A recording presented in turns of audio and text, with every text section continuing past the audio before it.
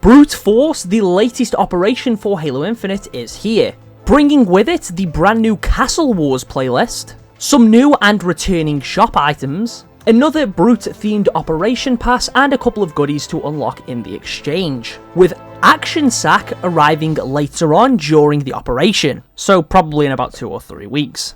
This is the final operation of this year's winter update, which means we have some cool things to look forward to in February, potentially. But anyways, without wasting any more time, let's jump straight in. Starting with the shop, I'm just going to skim through the returning items. Some of these have been things that have been reoccurring for like 3 years now. You've all seen and heard enough about them, so I won't waste as much time on these. We have the Sensor Link bundle, which is back for 400 credits, which gives you the coating of the same name for your vehicles and weapons. The Darkened Trove bundle is back, which gives you a chest attachment for the Mark 5B and an armor coating.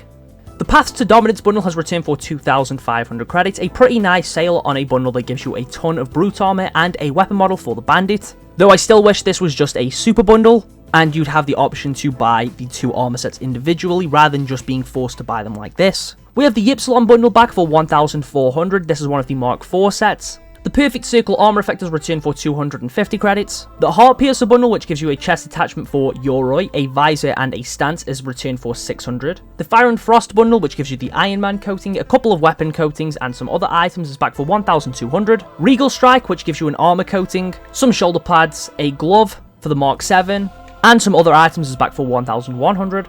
Con Mage has returned for 1,400, which I believe is 600 credits cheaper than its original price. And that also applies to the Zvezda armor set, which is back for 1,400 too. Moving on to the new stuff, I'm going to start off by talking about the Savage armor set. This costs 1,600 credits, gives you the helmet of the same name. You also get the Rex Salvaged Pauldron shoulder pads, which can of course be applied to every core. The Sensor Sash chest attachment for the Mirage armor core.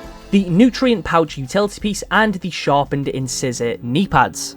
This bundle should not cost 1,600 credits. I do not know what they were thinking here.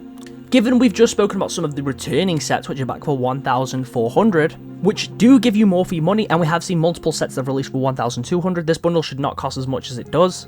Especially when it doesn't have anything like a helmet attachment, there's no included coating. The armor isn't too bad, I do like the chest attachment, and I believe it's supposed to be a reference to Tartarus, but it shouldn't cost as much money. Moving on, we have the Warmonger armor set. This is 1,800, gives you the helmet of the same name alongside its Watchdog Gold Cornet helmet attachment, the Warmonger Mantle shoulder pads, the Warmonger Heartplate chest attachment, the Warmonger Plate utility piece, the knee guards, and the sigils of Tiche armor coating. This bundle is more so catered to the Mark 7, but again, of course, the helmet and shoulder pads are cross-core. Again, they're 1,800 credits.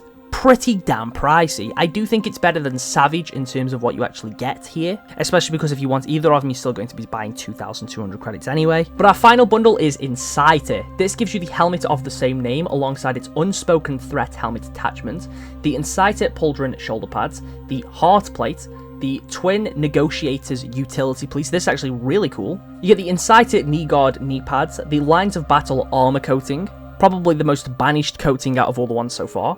Well, the ones that have released during this operation. You also get the Whispered Fear legendary weapon model for the S7, and this looks incredible, and the Tarnished Champion weapon coating, which is also pretty cool. Now, as much as I love this model, I do think this is one of the few cases where the weapon model should have been its own weapon. A lot of the models, you can tell what gun they're supposed to be when you look at it. It still has that weapon's same silhouette, so I don't personally have an issue with some of them being skins. However, there has been a couple now that have released, and this is definitely one of them, where it doesn't really resemble the weapon that it's supposed to be a model for. I wouldn't look at that and immediately know that I'm picking up the S7. That being said, it is an incredibly cool model, but this bundle does cost 2,200 credits. Again, I feel like if you're going to buy any of these bundles, this is probably the best one. I think you get the best value out of the 3. But there is also a super bundle which gives you the Inciter items and the items from the Savage bundle alongside the Escherum's Regards kill effect. The super bundle costs 3,200, which is quite expensive of course, but at least you have the option to buy those bundles individually.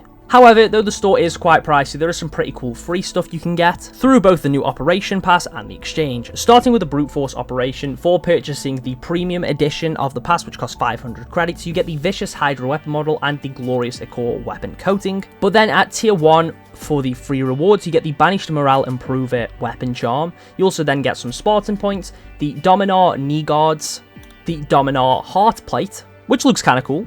You also get the Wild Slant armor coating. This does not really feel like it belongs in the Brute Force operation. Nothing about this coating, in my opinion, really reminds me of the Banished or of the Brutes, and this feels kind of out of place. That being said, I guess it is better than just having another black and red coating, because I do feel like we've had quite a few of those. You get the Dominar mantle shoulder pads, the Dominar helmet, and the Dominar mask helmet attachment. This is based on Hyperius' brother, whose name I can never remember because he is one of the least important bosses in Infinite's campaign. The only thing that I ever remember about him is that he kind of reminds me of Ubernik, and I don't know why. The set isn't too bad, but if I'm being personally honest, I am really tired of Banished armor, and I'm probably going to be doing an entirely separate video going a bit more into that.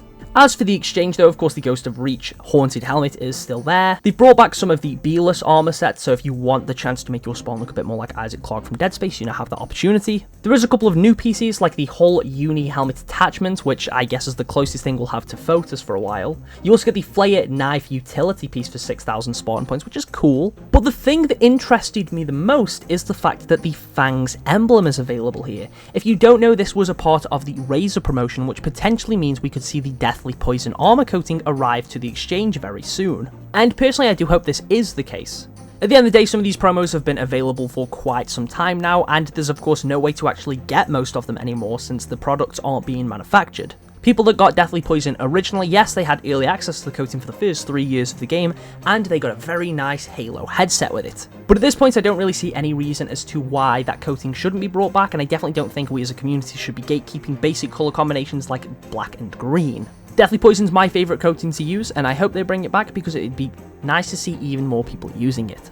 Aside from that though, kind of an uneventful update for the exchange. Definitely think we need some new expensive long-term items to work towards. I really feel like they should add like a full armor set. Similar to like what we got with the Haunted Helmet, but more than just a helmet, because a lot of people have saved up a lot of Spartan points already, and a lot of people want things to work towards, and I just feel like Infinite isn't doing a great job of offering that right now.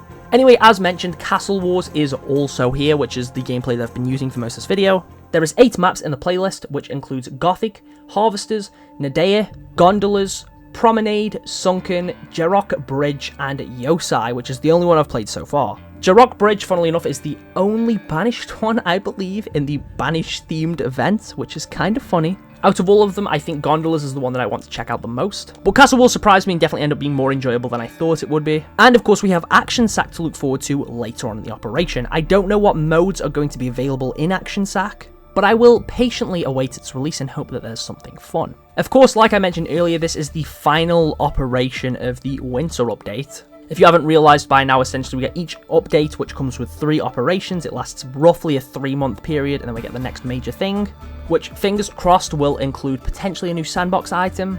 A lot of people are speculating that we might see that leaked Brute Shotgun or the Falcon. I could see the Falcon maybe coming out, with the Brute Shotgun potentially arriving at a later date. But that's entirely if those things do release. I'm not trying to get anyone's hopes up here. Either way, I'm just looking forward to having some new stuff to play on. I barely touched the last operation, which was Snowbound. I only got to like tier 4 in my event pass or something like that. Just nothing about it really captured my interest, but Brute Force, despite the fact that I am pretty bored of the Banished armor, has already left more of an impression and definitely seems like one that I'll spend more time with.